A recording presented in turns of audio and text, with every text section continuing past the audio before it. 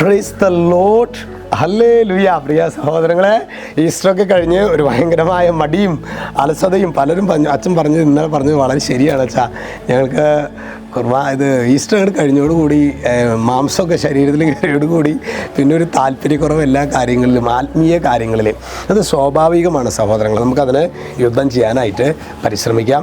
ഇന്ന് നമ്മൾ ധ്യാനിക്കുന്നത് ഹോസിയ പ്രവചനം 12:6. അവിടെ വചനം പറയാണ്, ആകയാൽ നിൻ്റെ ദൈവത്തിൻ്റെ സഹായത്തോടെ തിരിച്ചു വരിക. അതായത് നമ്മൾ എന്തോരം തീരുമാനമെടുത്താലും എന്തോരം പ്രതിജ്ഞയെടുത്താലും നമുക്കതിൽ തന്നെ അത് പാലിക്കാനായിട്ടുള്ള കൃപയില്ല.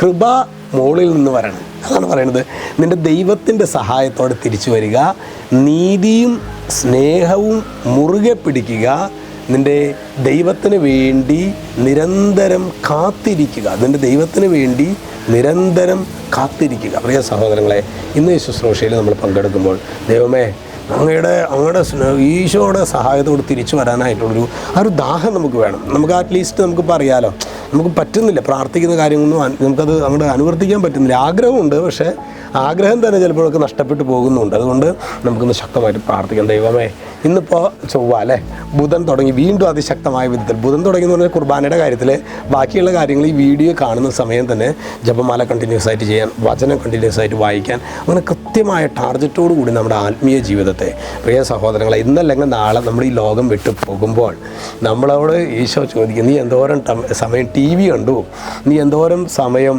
ന്യൂസ് അവർ കണ്ടു, നീ എന്തോരം ഇലക്ഷൻ ന്യൂസ് കേട്ടു, അല്ലെങ്കിൽ അങ്ങനെയുള്ള ലോകത്തിൻ്റേതായ കാര്യങ്ങളല്ല കർത്താവ് നമ്മളോട് ചോദിക്കുക. നീ എനിക്ക് വേണ്ടി എന്ത് ചെയ്തു? അതിന് ആത്മാർത്ഥമായിട്ട് നമുക്ക് ഉത്തരം പറയണം എങ്കിൽ പ്രിയ സഹോദരങ്ങളെ, കൃപ നമ്മിൽ ആഴപ്പെടണം. ഈ ചോദ്യങ്ങൾക്കൊക്കെ കൃപയില്ലാതെ ആൻസർ ചെയ്യാൻ പറ്റും, കൃപയോട് കൂടി ഉത്തരം പറയാൻ പറ്റും. കൃപയോട് കൂടി ഉത്തരം പറയാനായിട്ട് സ്വർഗ്ഗം നമ്മെ അനുഗ്രഹിക്കട്ടെ. രക്ഷിതാവായ യേശുക്രിസ്തുവിൻ്റെ നാമത്തിൽ ആശീർവദിക്കുന്നു, ഇപ്പോഴും എപ്പോഴും എന്നേക്കും. ആമേൻ.